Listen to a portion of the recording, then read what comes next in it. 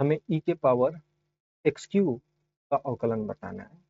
तो पता होगा कि ई का पावर एक्स का जो अवकलन होता है एक्सपोनेंशियल एक्स का, वो ई का पावर एक्स ही होता है ना।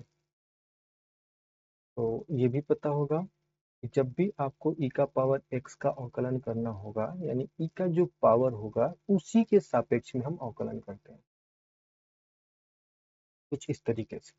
यहाँ पर एक्स है तो यहाँ पर भी एक्स होगा, यहाँ पर भी एक्स होगा, ठीक है। अगर यहाँ पर एक्स के जगह पे हम 5x लिखेंगे तो इसका अवकलन करने के लिए नीचे हमको 5x चाहिए, तभी जाकर यहाँ पर 5x होगा, ठीक। तो क्वेश्चन से थोड़ा सा आते हैं। हमें अवकलन निकालना है ई के पावर एक्स क्यूब, यानी पावर की जगह पे एक्स क्यूब है तो इसका अवकलन करने के लिए हमको नीचे एक्स क्यूब का जरूरत पड़ेगा। लेकिन भैया हमारे पास एक्स क्यूब नहीं है, हमारे पास है एक्स, तो ये हम उधार लाए किसी से मांग कर, तो उधार चुकाना भी पड़ेगा और फिर इसका अवकलन कर देंगे, है ना। अब ये सेम टू सेम, ऊपर भी x का पावर 3 है, नीचे भी x का पावर 3 है, तो ये अवकलन होगा x का पावर 3, e का पावर x का पावर 3।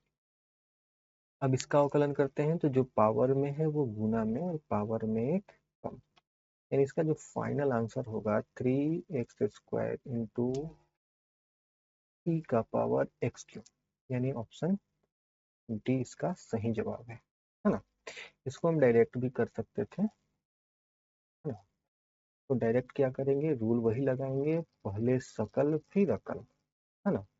हमें अवकलन करना है कितने का, तो सकल से तो ये ई का पावर एक्स ही लग रहा है, ई का पावर एक्स है, ई का पावर एक्स में क्या होता है कि खुद वही अवकलन बन जाता है, तो हम बोल देते हैं भैया ये देखो ये खुद का अवकलन बनेगा। लेकिन अकल का प्रयोग ये कि यहाँ पर होता है एक्स, है ना, लेकिन यहाँ पर है एक्स क्यूब, तो यहाँ पर है एक्स क्यूब, तो हमें एक्स क्यूब का भी अवकलन करना पड़ेगा। तो एक्स क्यूब का अवकलन क्या होगा, जो पावर में है वो गुना में और पावर में एक कम, यानी कि 3x²। हम लिख लेते हैं 3x² इंटू ई का पावर एक्स क्यूब, है ना। इस तरीके से भी आप इसको बना सकते हैं, सोच सकते हैं।